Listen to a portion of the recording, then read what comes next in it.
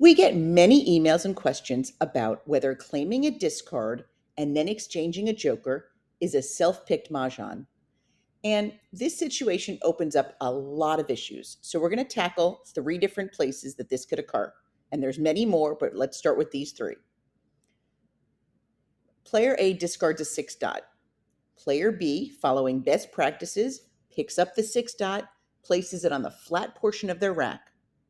They then exchange a joker using a tile from their hand, take that joker and add it to the six dot on top.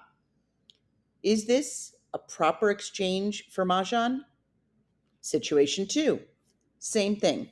Player A discards a six dot, adds one six dot from their rack, exchanges a joker using a tile from the sloping part of their rack, using the joker and tiles from their hand, declares mahjong.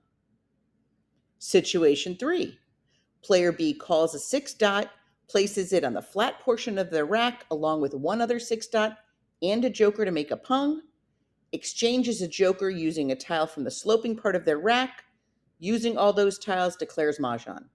Which, if any of these three, are valid? Well, to give you a hint, there's only one valid mahjong here. Situation 3.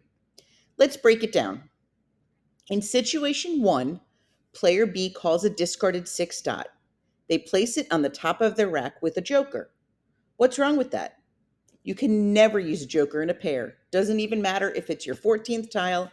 Absolutely never. So, even if that was valid, just that alone would make it invalid. They further go on, exchange the joker, and add that joker to this exposure.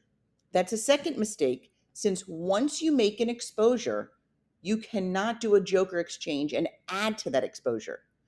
Your exposure is complete once you initiate a joker exchange. In situation 2, player B called the discarded six dot. They add a six dot from their rack. So here they're not making the mistake in situation 1 by using a joker. However, they are calling a pair. This is not valid since you cannot call a pair unless that was their final tile for mahjong. So they cannot add to that exposure once they had the pair and initiated the joker exchange. Finally, and the correct way to get mahjong, is situation 3.